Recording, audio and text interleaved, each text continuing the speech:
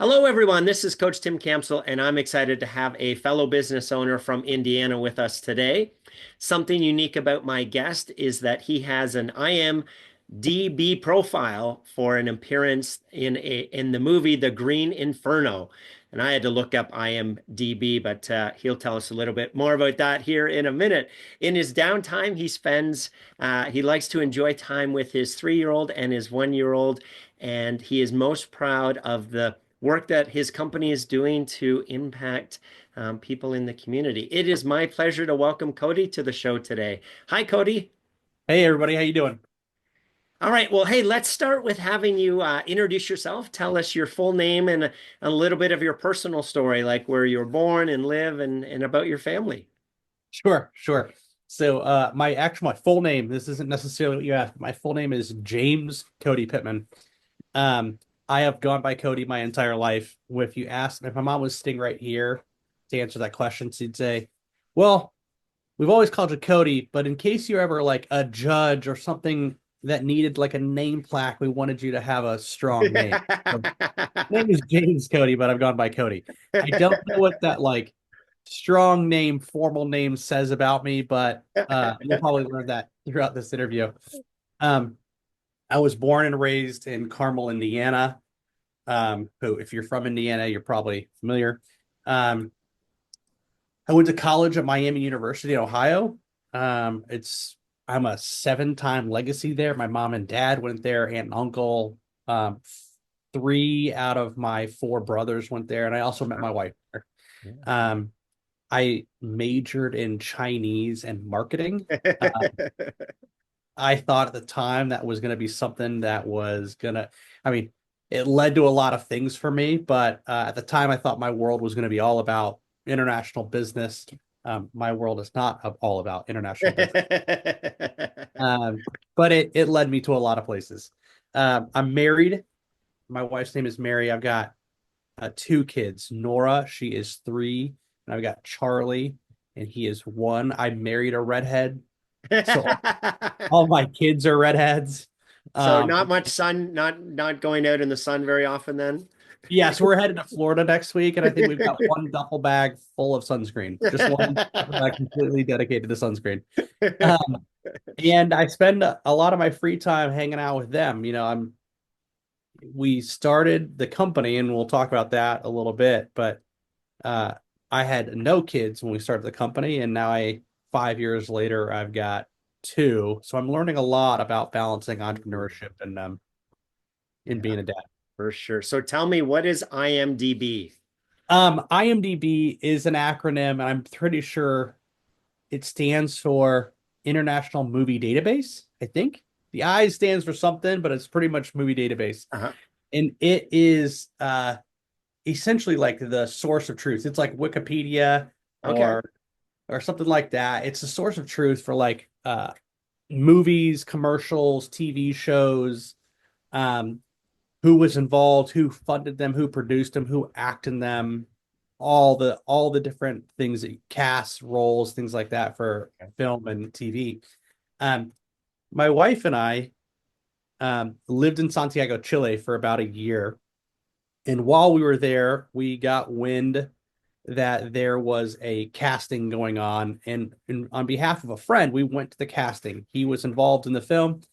And we said, he's like, hey, it'd be really helpful if people showed up for this casting. And so we were like, hey, we'll do you a favor. We're not actors, but we'll do you a favor. We'll come, be bodies in the crowd. Yeah. And we went, and it was exactly like you would think it is. Like you see it in TV or you see it in movies. Like you go, you sit in a room, they hand you a script, and then eventually you go into the room and there's a table, like a 3 or 4 people sitting behind a long table, and they say, "Hey, you're reading for this role. Introduce yourself." Not dissimilar to what we're doing here. And it went something like, "Hey, my name's Cody Pittman. I have no acting experience, and I'm reading for the role of Blake or something like that." Then you go through the thing, and then you walk out of the room, and you have no idea how you did there Yeah. and no whatnot. So we went. This is a much longer version I intended to get to. Um, turns out we found out a couple weeks later. Turns out that we got the roles. My wife and I both got roles in this movie. Um, Nice. we were initially named roles, and I'm pretty sure mine was. I think Mary's character's name was Blair, and mine was something else very similar. I think we ended up not being named roles, so I was protester. If it gives you a little bit of a take of what this means, I was protester number one, and she was protester number two. Okay. But we were on set for 10 days with the cast of The Green Inferno, directed by Eli Roth, 10 days while we were backpacking around South America. Nice. We got paid to do it. We spent 10 days on set. This probably is not a spoiler if you know anything about Eli Roth movies.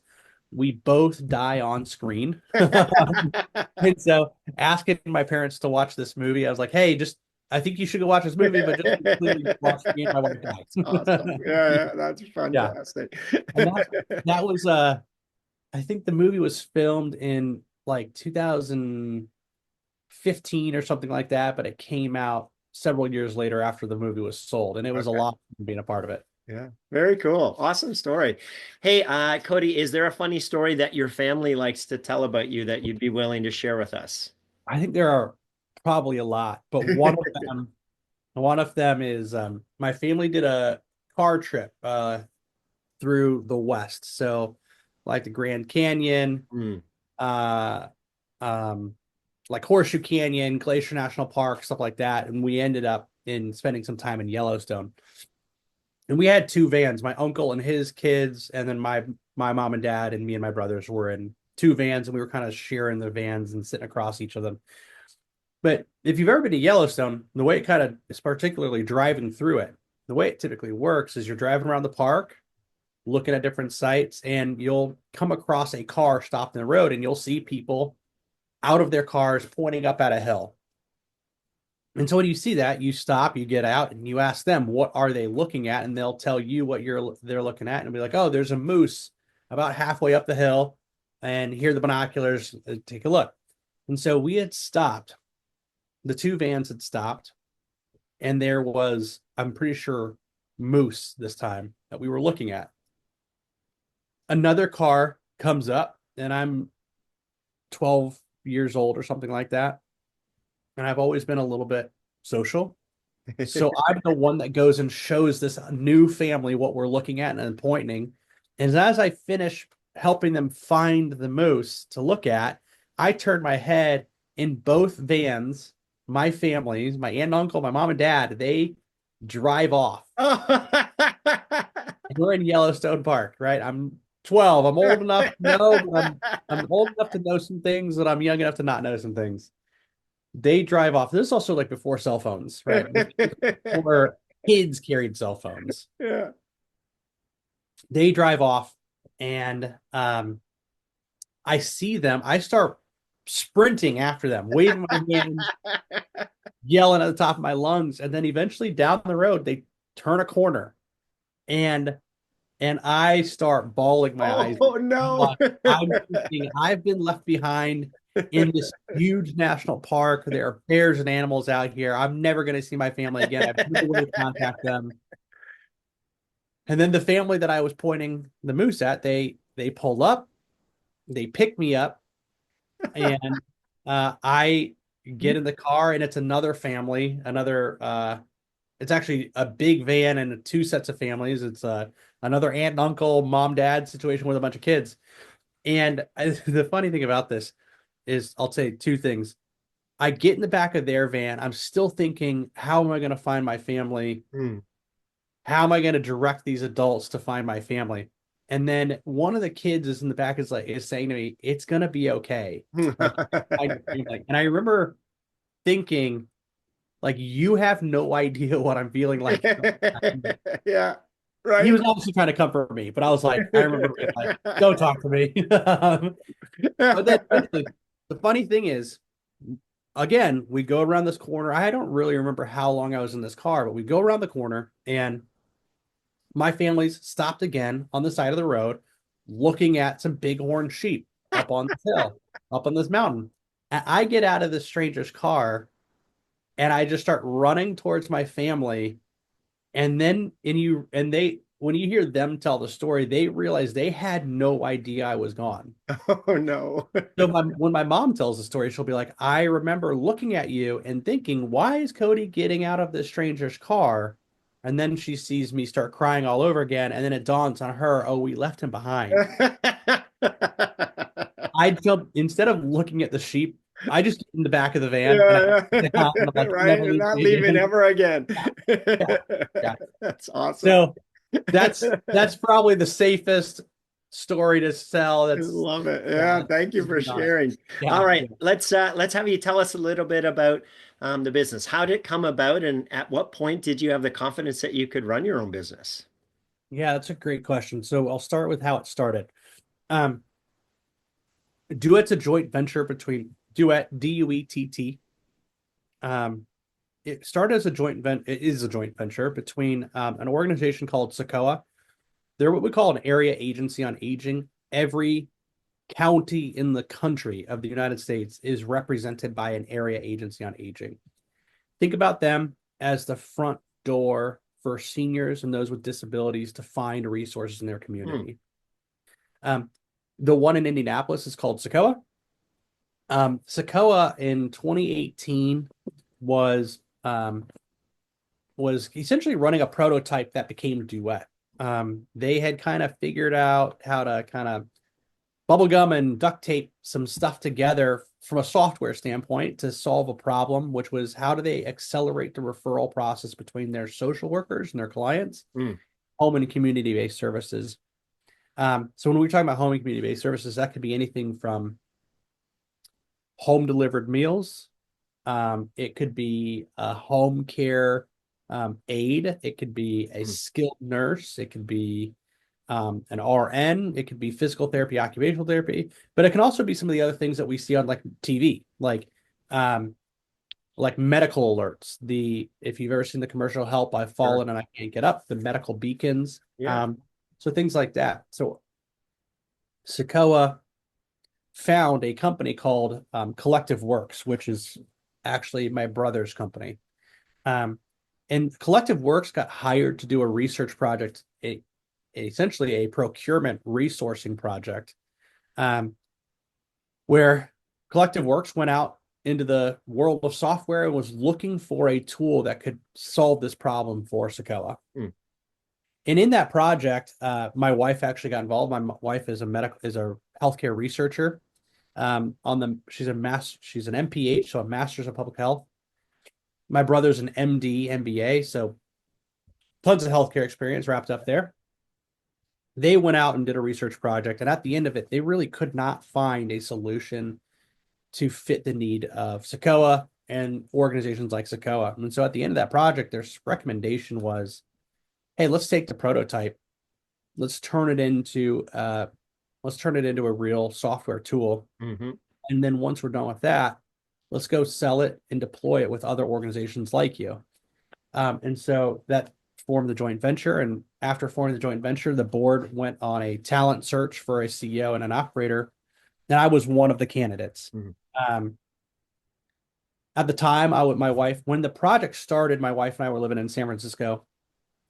I was the head of marketing for a digital marketing firm and working on startups and consumer goods and things like that. That's something that you and I have in common.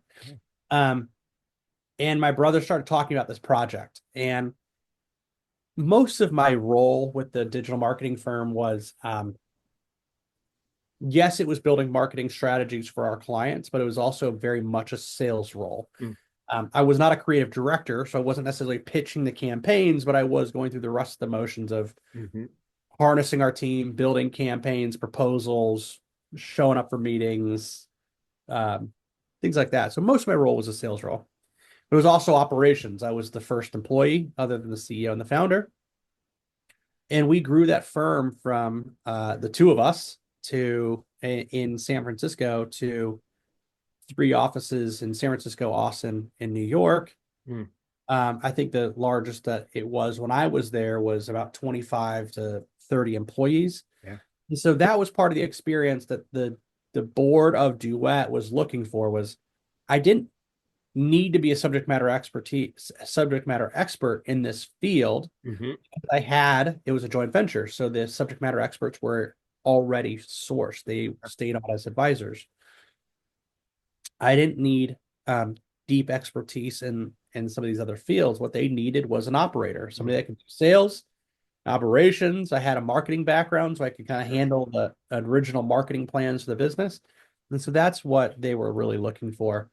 Um, and I think that confidence was actually it. And I had a little bit of arrogance there of like, yeah, I can probably do this. I've been helping other startups for about 9 years with their marketing plans, hearing their Yeah. stories, what do they go do after they raise money and what are the problems they're solving. And I was doing it for our team in a lot of ways. Yes, I wasn't the CEO, I wasn't the founder, but I was working very closely with him, watching all the Sure. things he had to do. And anything he didn't want to do, I had to do. Yeah. And so it was kind of a natural step. Scary a little bit, but it was a natural step. Yeah. And I saw the confidence coming. Yes, my brother was involved in the project, but the confidence coming out of him and the four other people that were on the board that were strangers to me, Mhm. my wife not being worried too much about the risk, that was kind of what gave me the confidence to say, hey, you know what? Let's go do this. That's awesome. Yeah. Cody, tell us a little bit more about the company. Say the name again, and then what do you guys do? How do you help people? Yeah. So the company is called Duett, Duett. If you ever look at our logo, there's two T's at the end, and they look like two T's that are holding hands. Hmm.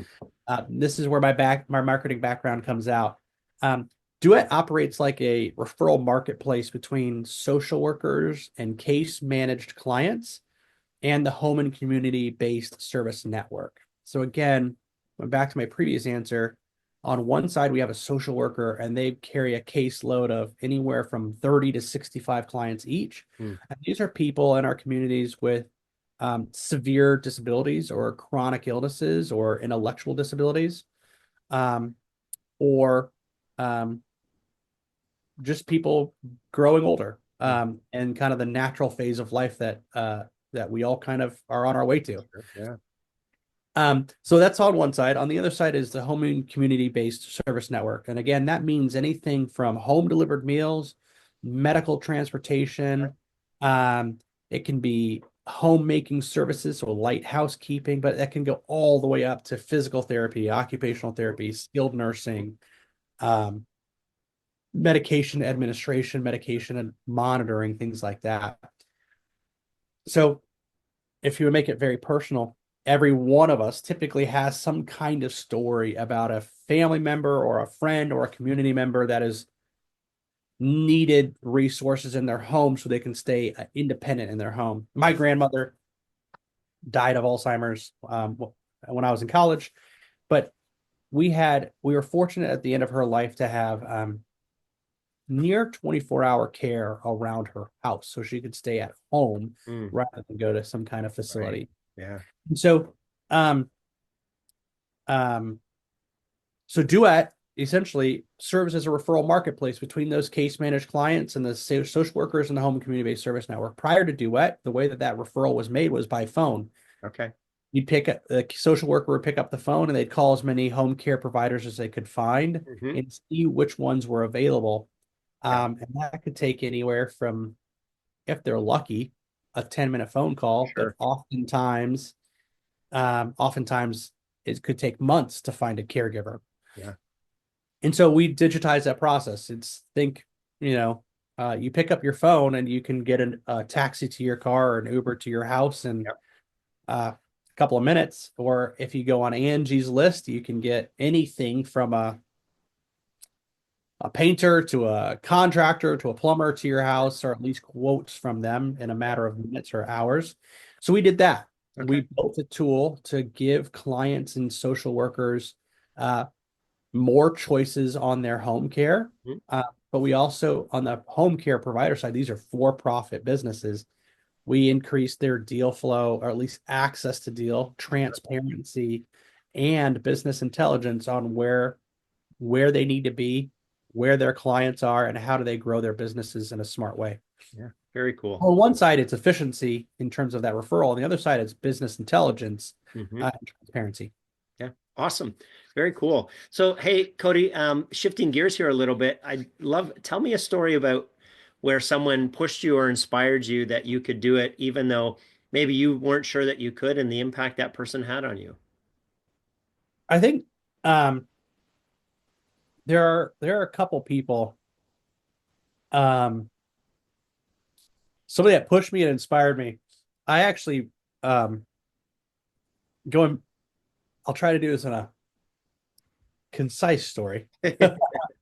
So I actually worked with a coach coming out of my time in San Francisco, working with the digital marketing firm. I did that for about 9 years. And that was, we operated just like a startup, Hmm. in terms of, and the dark, ugly sides of startup on a personal level. Sure. And what I mean there is working super long hours, making all types of financial sacrifices, both personal and for the company, um, chasing every lead possible. Hmm. So I spent about 9 years. In some ways, I'm still kind of recovering from that kind of attitude, work ethic. Um, but I spent 9 years doing everything the company needed, um, and uh, putting the company first over a lot of other things in my life, including my wife, my personal interests, my health. Um, and that's not a 100% bad, but it's not a 100% healthy lifestyle Sure. either. Yeah. I learned a lot of things, and it's a part of who I am now. But when the board hired me, what they gave me an incredible gift of also hiring a coach, Hmm. an executive coach.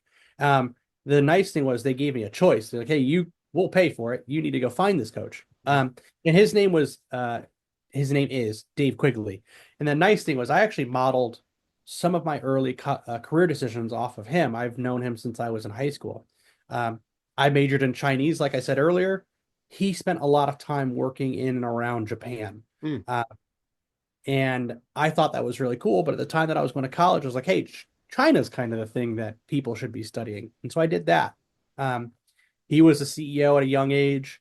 Um, we were family friends. We had a lot of other things in common as well. And so I went to him, and the major objective was, hey, help me come out of um, this 9 year role doing everything that a business needs for somebody else. Um, help me break some bad habits, Yeah. me reprioritize things in my life so that I can go into this next role as CEO of this company Yeah. and um, one, get better results because I'm a more complete person, but also be a better husband, be a better leader, Mhm. be a better founder. Yeah. And in some ways, you know, I went into that. I'm going to say things like I went into it being a fairly negative person, and that's not 100% true. Um, I'm a pretty positive person. Um, but sometimes when you start talking about things, Hmm. you'll choose negative words instead of positive words, or Yeah. that reflects your mentality, and that reflects kind of what's going on in your heart, really. Yeah. And so having Dave Quigley listen to my stories and ask me questions and let me talk and explore really what I was going through and my feelings and my mindset, his response often was like, hey, Cody, you should look at it this way, or you should think about it Yeah. this way. Yeah. And what the reality was, it was encouraging me, like, hey, I'm not this broken down person. And I was like, Yeah. no, I've got a lot. I should appreciate the things I have. Yeah. A wonderful, healthy family, young company that has a ton of a long and cool future in front of it. And so, the point was, he helped me really shift my attitude. Uh, it really helped me shift my attitude to give me the energy and the positivity Yeah. to like just go. Yeah. That's awesome. Um, Yeah. and it's kind of, it's funny to say that kind of stuff because like I was obviously charging into the business. It was a brand new thing and it was super Hmm. exciting. And I was by myself. Um, I mean, to start a business, yes, I had a board, yes, I had advisors, but I was by myself on a Yeah. day-to-day basis. Yeah. So that leaves you alone a lot. And Yeah. so your mentality, that mentality is super important For when sure. you're by yourself. It becomes very important, but different when you start to have a team around you as well. Mhm. And so Dave really helped me just shift my perspective and and show up in a much better way for the board, the advisors, and for myself on a day-to-day basis. That's awesome. Very Yeah. cool. Business success, we know, doesn't happen in isolation and sort of drifts off of your response to that last question. So tell us about one of your biggest challenges in your current role and someone who came alongside you and helped you through it. In a very similar way, um, in a very similar way, one of the co-founders, so I said Duett's a joint venture. Um, Sokoa had two team members that really identified the problem internally and started working on a solution. And that's what the other team came along and said, hey, let's go see if we can make this bigger. Yeah. One of those individuals, his name is Jonathan Haig. Whenever I talk to people, I'd meet with Jonathan Haig on a weekly basis, and he's the head of innovation at Sokoa. And so his role is um, listening to internal problems at the organization and seeing, hey, is there a policy that we need to change? Is there a procedure we need to change? Is there a technology we need to implement? Or do we need to go build something else? Yeah.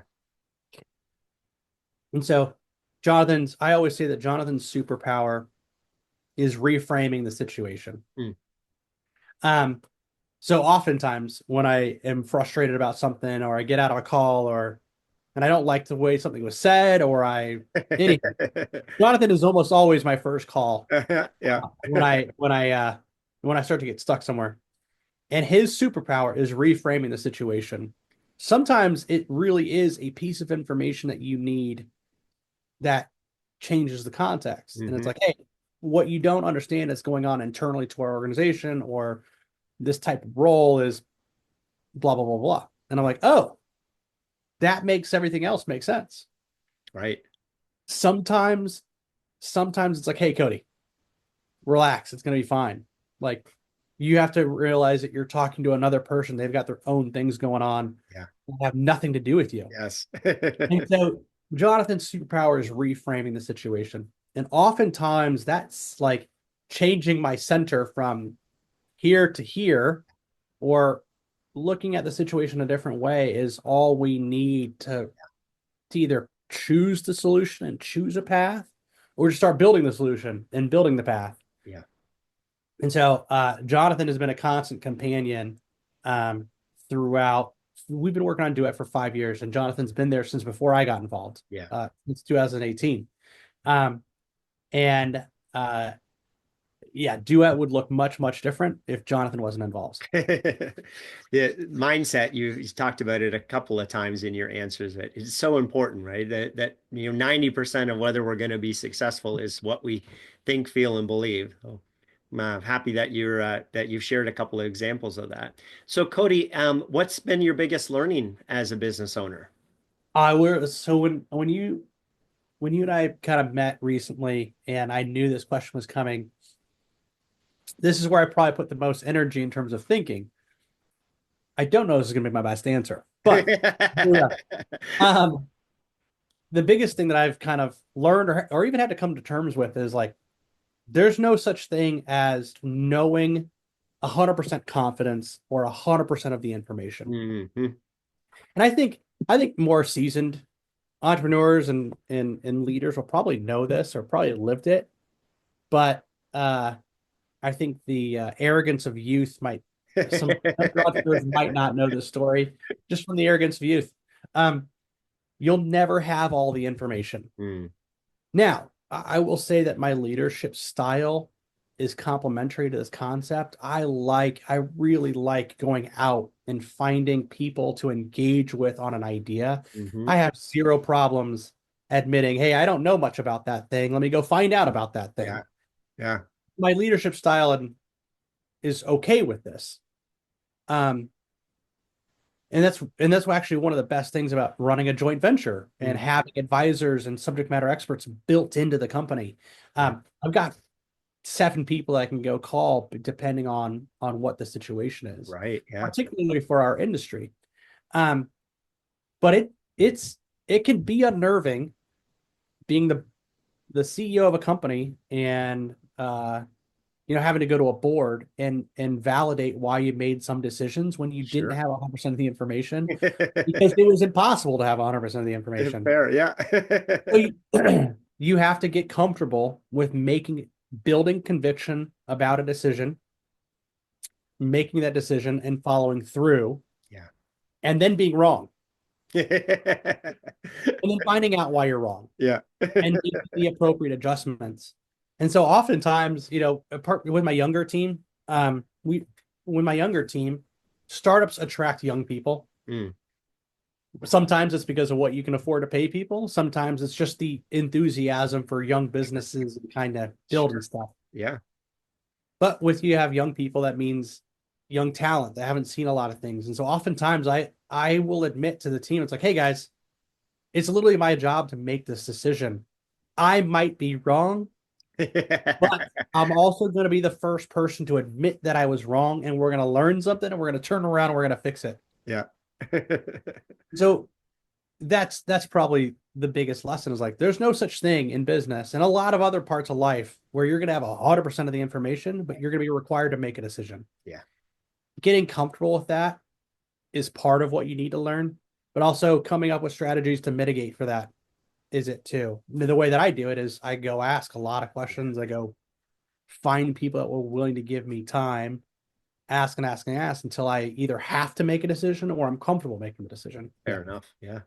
Cody, as you think about the next 1 to 2 years, what's your number one focus or priority or challenge that you need to resolve to achieve the long-term goals? Yeah. Yeah. I'm going to make it a little bit about two things. They're a little bit different.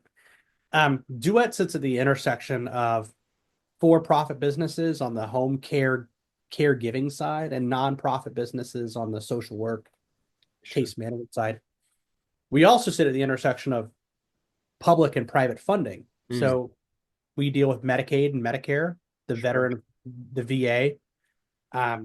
So that means we're dealing with federal healthcare offices, we're dealing with state healthcare offices, Right. and beyond that, we're dealing with one of our customer types is insurance, health plans, things like that. So all of that is incredibly interesting. It's super complex, super interesting, and there's very clear Duett's a point solution. It's very clear where we fit in most of these processes. Yeah. Our customers are incredibly complicated. Some of them are very underfunded, overworked, mission-driven organizations. Some of them Mhm. are very well funded, but very complicated organizations. And so that's that makes things very interesting. We also are doing important work. We are helping keep people at home in Mm, the environments they choose, driving better healthcare results. That's important work by itself. But that complexity, we have a challenge to figure out, particularly in Indiana, we have a new governor. mhm. Federally, we have a new president, new leadership. And so that everybody in our industry is hyper concerned or hyper aware of all the decisions that are being made and rolled out Sure. right now. Right. And navigating that well is going to be very important over the next it takes a lot of time to make those decisions and policy changes. So figuring that out in the short term, the next 1 to 2 years, will have major implications for the next 6 to 10 years for us. Sure. Right. Um, but I also do say, like, hey, anytime major changes are made like this, particularly for outsiders, entrepreneurs and software and startups, Yeah. opportunity is also created. To articulate this in a kind way, lots of walls are being torn down or obliterated. And that is scary and terrifying for a lot of people across the country. However, we have no choice but to look at it like an opportunity, Right. fill Sure. gap. Yeah. Hey, let's go fill these gaps that are being created. And so that's the way we have to figure out what gaps are being created Yeah. and then fill them. So that's what the 1 to 2 years look like for us. Yeah. Personally, I kind of started with it, and I'm gonna end here. I'm gonna bring it into here too. It's like I still have a lot to learn about balancing my career, Sure. entrepreneurship, and startup with being a Sure. great dad. Yeah. I've got a 3 and a 1 year old, and I've got a 5 year old business. And it's very easy for me to, when I think about even what our family needs in terms of being a provider and taking care of the family, the easiest lever for me to pull is work harder Mm. and Yeah. put hours into the business. Yeah. Um, and oftentimes that's the easiest lever to pull. It's like, oh, my family needs me to provide. My family needs me to bring home a certain amount of money. The easiest way to do that is work harder, Yeah. work, and that's not always actually the answer. I hope, I don't know if you guys have heard it, but 3 times my kids have tried to push in the door over here and come in, and they need something else. They need a dad. My Yeah. wife needs a husband. Yes. Yes. And I'm still working really hard at figuring that out. So the next 1 to 2 years, hopefully, I don't think I'll have it figured out by then, but that's what I'm working on too. Yeah. I love that you shared that. Thank you, because it's so important, and a lot of people sort of, shy away from it when we're talking business, right? So the integration of family and business is so important. One of the things we say is that business should give you more life, right? The only reason we should ever go into business for ourselves is to be able to have a better life and a better lifestyle, and enjoy the fruits of our labor. Because you mentioned it a couple times, right? Running a business is difficult. It's challenging, right? It's got its ups and downs. So it's so much safer and easier to be an employee. So if we're gonna take that leap and become a business owner, it better be because our ultimate goal is to have a better life, right? And enjoy, the journey that we're building for ourselves. Now, that doesn't mean it's easy, but the perspective should be, right. Let's focus on that, and work smarter instead of harder, right? And Right. get the business to run smoother, and be able to delegate stuff and free up our time, so that we've got it to be able to allocate to our family, and to our, own personal enjoyment. So thank you for sharing that, because Yeah, absolutely. a lot of people they miss that, because the first 5 years of business ownership is a little bit of a roller coaster ride, Yeah, yeah, right? yes, absolutely. Last question here, Cody. Jim Rohn says we become the average of the 5 people we spend the most time with. So as you think about that quote, what advice do you have for business owners who are trying to do it on their own? Yeah. So, um, I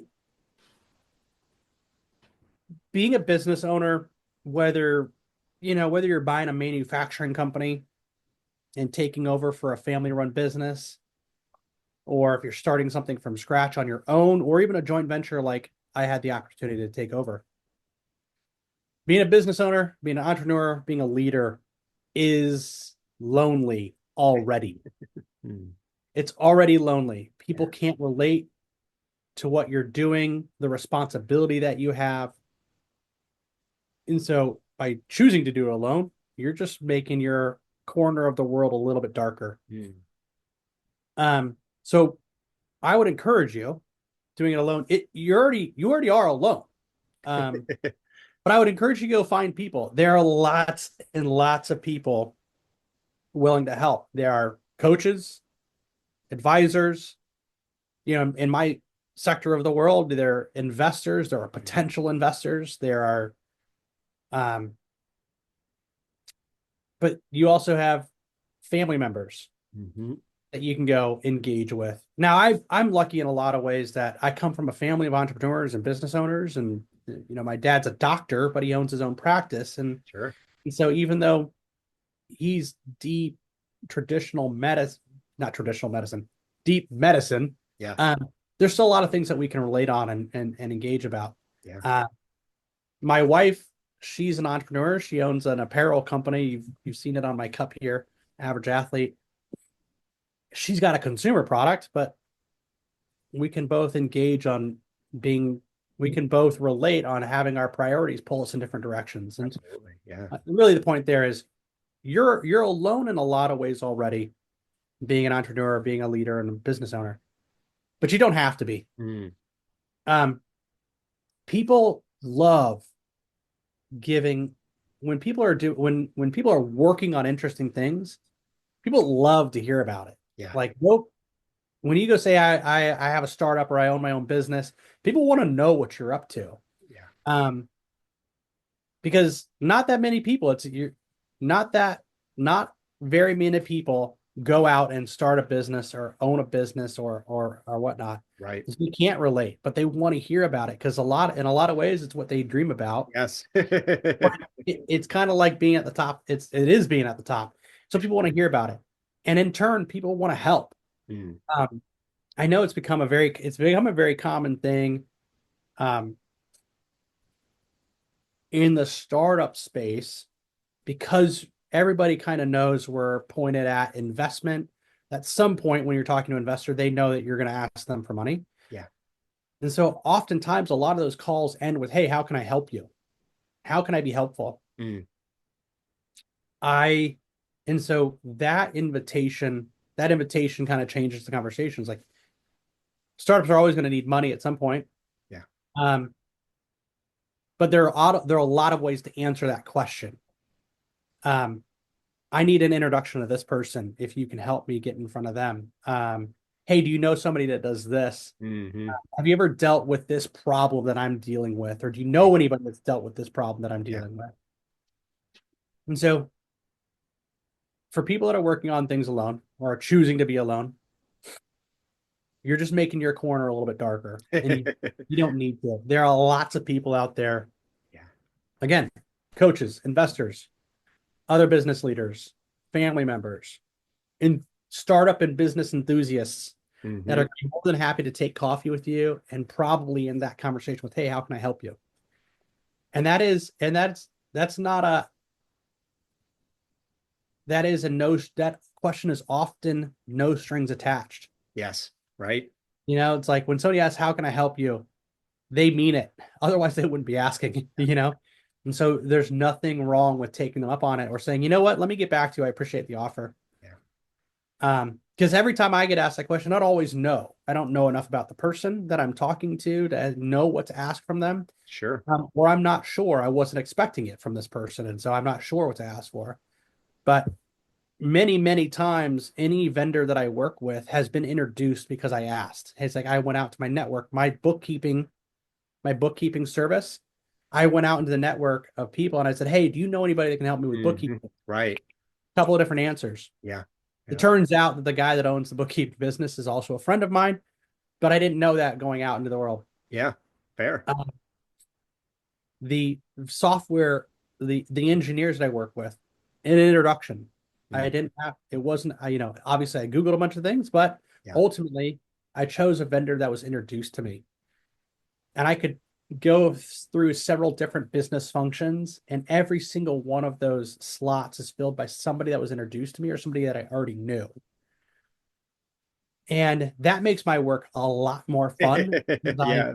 I'm working with people that I know or I like or are in my community, and we're all working together on it. And so showing up for work becomes a little bit more fun when you're open-handed, um, and you're bringing people around you that are not only good at what they do, but also uh, friends. Yeah. I've found that you know, you mentioned, it's lonely at the top. So business owners generally, right, are aware of, the trials and the tribulations and and the roller coaster that it took them to get there. So yes, when someone else reach out and says, "Hey, would you mind having coffee and sharing a little bit of your journey?" It's like, yes, of course, because right, we want to pay it forward and give back to the folks who are going on that same journey and share a little bit of our own you know journeys with them. So I Yeah. think I agree with you, right? Just if you just ask, the worst thing that can happen is someone who says no. And what I've seen most often is people say yes and are Right. happy to give 30 minutes or something and share a coffee and share some stories. Yeah. Yeah. Yeah. I agree. I don't, at least in that part of my professional career, I don't think anybody's ever told me no. Yeah. Like, Right. no, I don't have Yeah, to yeah. answer this question that you have. It's like most of the time they're like, yes. And that kind of personal development, camaraderie kind of request. Yeah. I've always said too, I've done this since I was at the digital marketing firm. Whenever I get an email from a student, whenever it's like, hey, I've got to finish this research project and, I would love to chat with you about this thing. Particularly marketing students, they got to build some kind of campaign and they want somebody's feedback on it. If an email comes in and it's obvious that it's from a student, I say yes every time. Every single time I'm going to say yes to a student. Like, hey, of course you have 15, 20 minutes of my time to react to whatever you're talking about or answer questions. Sure. And I think if everybody along that ladder is willing to do that, managers, VPs, executives, C-suite, to somebody below them from a mentorship standpoint, or to everybody below them from a mentorship standpoint, it'll be less lonely at the top because there'll be a lot more people up there. Yes. Very fair. Cody, it sounds like you've been blessed with some incredible people who have helped you on your journey. If they were all here on the show today, what would you want to say to them? I'd say thank you. Some of them I've named here, Jonathan and Doug, and Dave Quigley. My wife, I think I told you kind of when we first met, it's like almost none of this is possible without somebody in your corner making everything else possible. And so my wife, obviously, but I'm grateful. My work is, I'm alone in terms of CEO. There's only one person that can fill that role, and that's me at the moment. But I'm not alone in particularly the way that Duett's structured. And so I've been grateful to everybody involved, everybody in my family for giving me the experience, but also putting me in a position now to tackle the challenges that Duett needs from me. So thank you. Very cool. Cody, it's been a pleasure speaking with you today. Thanks so much for being on the show. Absolutely. Thanks for having me. Thanks for listening to the Self-Made is a Myth show. Please help spread this movement by liking and subscribing to our show and following us on Facebook and LinkedIn. To join our movement, go to bemadtogether.com. Okay, folks, that's a wrap. Please pay it forward and be sure to tune in next time to the Self-Made is a Myth podcast.